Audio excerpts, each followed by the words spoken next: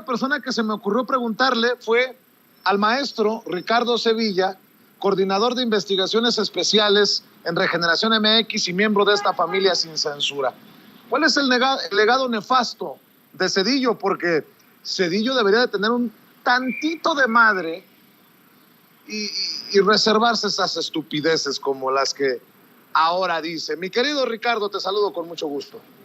Querido Vicente, público memorioso, en efecto, hay que exponer una vez más a Ernesto Zedillo, pero hay que ir más a fondo, hay que hacer este ejercicio de la memoria que siempre estamos pidiendo aquí en Sin Censura, y es que como apuntó el gran ironista Jean-Paul Richter, la memoria es el único paraíso del que no podemos ser expulsados. Y en ese sentido, no hay que olvidar, público memorioso, Vicente, que Ernesto Zedillo tomó una decisión que hasta la fecha, hasta hoy, sigue lacerando las finanzas nacionales. Como tú bien dijiste, utilizar el Fondo Bancario de Protección al Ahorro. Ojo, utilizar, porque no es que él lo haya creado. No es que lo haya creado, lo creó su antecesor, al que traicionó, al que se refiere el presidente de la República. Salinas fue el que creó el Fondo Bancario de Protección al Ahorro, el FOBAPROA, y lo utilizó Ernesto Zedillo. Y es que el FOBAPROA, digámoslo sin eufemismos, querido público memorioso, fue un enorme fraude donde los dueños de los bancos, las aseguradoras y fondos de inversión quebraron y fueron rescatados por el Estado mexicano por órdenes de Zedillo, a quien en aquella época, en una revista ya desaparecida, pero que en su momento me prestó varios volúmenes el propio Carlos Monsiváis, que era el Chahuistre, le apodaban Zedillín Coyoyayo. Y en efecto, este tipo no contábamos con su astucia, porque es el responsable de ese robo monumental que fue el FOBAPROA. Y Ernesto Zedillo, en pleno apogeo neoliberal, endeudó al pueblo mexicano con una cantidad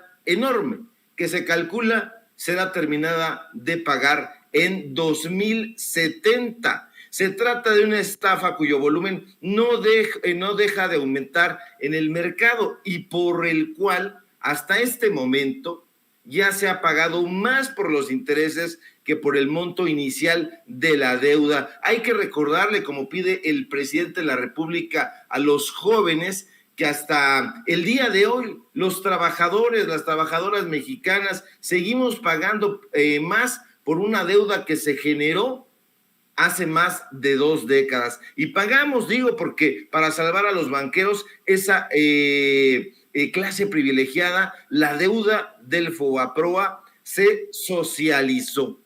Y se los digo en datos duros, público memorioso, ya ven que así es como me gusta hablar. 20 años después, los intereses que estamos pagando por el ROBAPROA rebasan 1.4 billones de pesos. Solo para este año, los intereses exigen que se les destine un presupuesto similar al de la Secretaría de Marina o a la Secretaría de Energía, y eso solo para el pago de recargos y costos de administración. Pero eso, Vicente, público, no lo analizarán nunca en los medios de comunicación corporativos. De eso no hablarán los voceros títere de Televisa, de TV Azteca, ni de Imagen. Pero nosotros sí, público memorioso, hay que revisar, por ejemplo, los datos de la Secretaría de Hacienda y Crédito Público. Están ahí, están disponibles, y esos datos nos muestran que hasta julio del año pasado, los requerimientos del programa de apoyo a deudores y los pasivos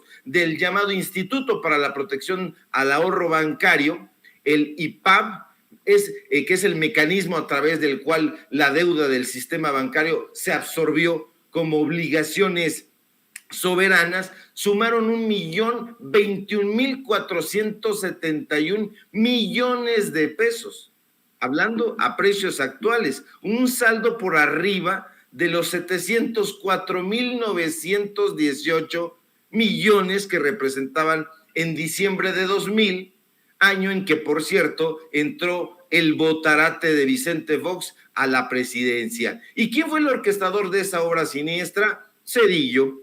Y es importante que los jóvenes lo sepan. Es importante también hacer ese viaje necesario hacia el pasado para no repetir los errores que llevaron a esa clase de hecatombes. Ni Ciro, ni Loret, ni López Dóriga, y mucho menos el inepto de Chumel Torres le han dicho al pueblo mexicano que los trabajadores y contribuyentes menores de 30 años tienen enfrente toda su vida laboral para pagar el saldo del rescate bancario lacrado como deuda pública en aquel fatídico 12 de diciembre del 88, cuando muchos de ellos no habían ni siquiera nacido. Pero eso no es todo. En ese momento, ¿quién creen que era el líder de la supuesta oposición? Y que no se ha dicho, pero que hay que tuitearlo y retuitearlo. ¿Quién creen que simuló un debate en la Cámara de Diputados? Felipe Calderón. Sí, Calderón era el líder del grupo parlamentario de Acción Nacional. ¿Y qué hizo ese borracho intemperante? Lo de siempre, público memorioso, respaldar al revolucionario institucional para endosar a las finanzas públicas el manejo de la banca en la primera mitad de los años 90 del siglo pasado y que seguimos pagando. Ese es Calderón, Vicente, y ese es Ernesto Zedillo. Por eso se están respaldando, por eso están acaramelados retuiteándose. Este año las finanzas públicas deben o deberán entregar casi 40,000 millones de pesos, exactamente, tengo el dato duro, 38,683 millones de pesos más para el pago de intereses y comisiones de este rescate bancario a esa élite, lo cual no solo equivale a financiar una dependencia de Estado, sino que equivaldría a la mitad del presupuesto total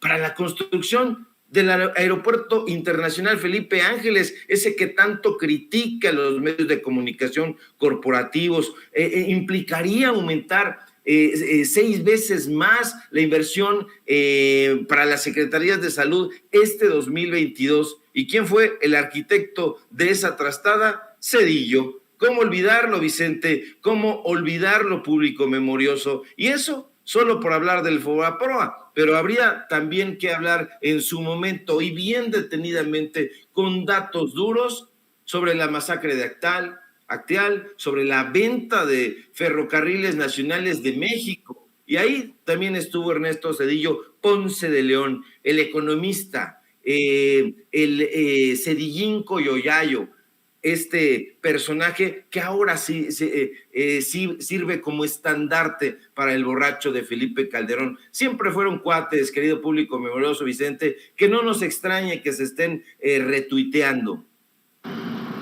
Fíjate, maestro, que para agregar a lo que estás diciendo, yo me sorprendí con la respuesta del abogado César Gutiérrez Priego, porque yo bromeaba ayer, decía, estoy preocupado. Latinoamérica sufre una ola de gobernantes populistas e ineptos, pero ya revisé. ¿Quién lo dice? El expresidente Zedillo. ¿Quién lo retuitea? Felipe Calderón. Ja, ja, ja. ¿Cómo ves? Le preguntaba al abogado César Gutiérrez Priego, amigo y miembro de esta familia sin censura. Y lo que me contestó fue brutal, mi querido Ricardo, y creo que en algún momento lo voy a abordar con él. Creo que es el que tiene los datos y son muy serios por las acusaciones, hablando de ineptos. ¿Y por qué no se preocupó, dice César Gutiérrez Priego, y por qué no se preocupó de los nexos con Amado Carrillo, de su secretario particular Líbano Sáenz, o de los nexos de su suegro y cuñados con los narcotraficantes Amezcua Contreras, reyes de las metanfetaminas y del cártel de Colima, o del dinero que dio el narcotráfico a su campaña? Y hoy, como Líbano Sáenz, quien opina de todo, pero se quedó callado, creo que se quedó sin datos, César Gutiérrez Priego vuelve a preguntar. ¿Me ayudan a preguntarle esto a Ernesto Zedillo? Y ven que anda muy opinador. Bueno, pues de todos lados le ha llovido, y con justa razón, a Ernesto Zedillo Ponce de León, quien habla de los gobernantes populistas e ineptos en Latinoamérica, querido Ricardo Sevilla. Así es, lo hace con su cuate y tienen esta coincidencia en el tema del narcotráfico. Sí hubo complicidad de parte de Felipe Calderón con su lugarteniente Genaro García Luna, y sí hubo, por supuesto, complicidad de Ernesto Zedillo Ponce de León y su familia con el narcotráfico, específicamente, y hay que subrayarlo, con la organización de los hermanos Amezcua Contreras, conocidos como los reyes de las metanfetaminas. Ahí están en su momento las investigaciones, una en particular que salió no hace mucho tiempo por parte de los compañeros de Contralínea. Ahí está incluso el documento de la Fiscalía Especializada para la Atención de Delitos contra la Salud, y bueno, pues el secretario particular de quien fuera en ese momento el sucesor de Salinas, y que, como dice el presidente, posteriormente apuñaló, y que es este sujeto que mencionas, José Líbano Sáenz. Entonces, ahí estaban bien vinculaditos con la familia de Zedillo, estaban bien orquestaditos, afinados con el cártel de Colima.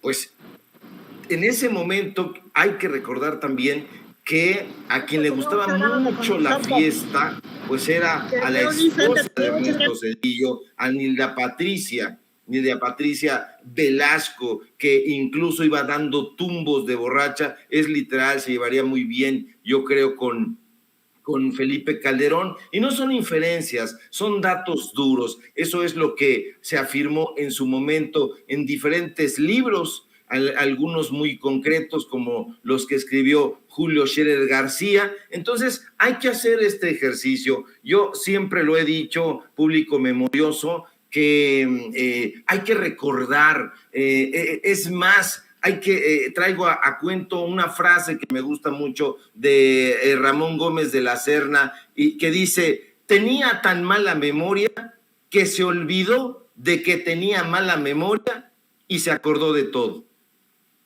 Entonces, a esto lo invito al público memorioso. Hay que hacer ese recorrido. Sí, nos están diciendo ahí los bots, nos están diciendo ahí los troles en Twitter, en redes sociales. Ya no hay que recordar, no hay que irnos hacia el pasado, no, todo lo contrario, porque si no nos fuéramos al pasado, no recordaríamos la masacre de Aguas Blancas, la masacre de Acteal, perpetradas por fuerzas estatales, por órdenes de Ernesto Zedillo, que encubrió además.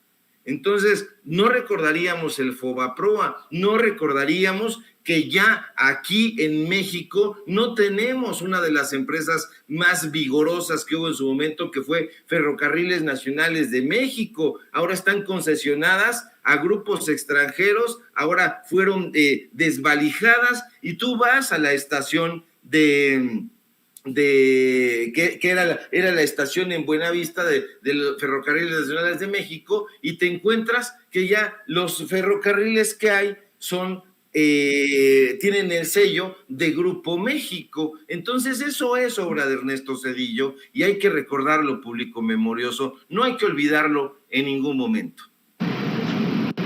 Así es, no hay que olvidar, mi querido Ricardo Sevilla. Maestro, ¿por qué no cerramos invitando a la gente precisamente para que no se le olvide la cita que tiene contigo en el canal de YouTube de Regeneración MX, en tus esfuerzos independientes y obviamente en tus redes sociales?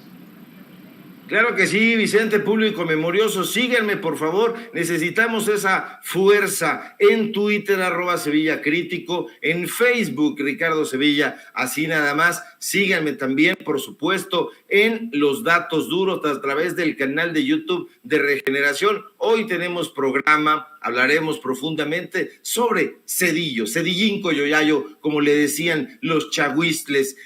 Nos vemos ahí en punto de las 4 de la tarde, de 4 a 5:30. Véanos también en Tiempos de Canallas, síganos en Regeneración MX, donde tenemos ahí este esfuerzo de comunicación con todas las secciones que hay en un medio de comunicación, pero que no es corporativo y que no tiene ni tendrá nunca la línea chayoteril ni maiceada que manejan en Televisa, en TV Azteca y en Imagen. Muchas gracias, Vicente, te envío un fuerte abrazo al público memorioso, a producción, y que tengan un excelente fin de semana, y si todo marcha bien, nos encontramos aquí el próximo lunes. Muchas gracias, mi querido Ricardo Sevilla, maestro, hablando sin censura aquí en este espacio libre como el viento.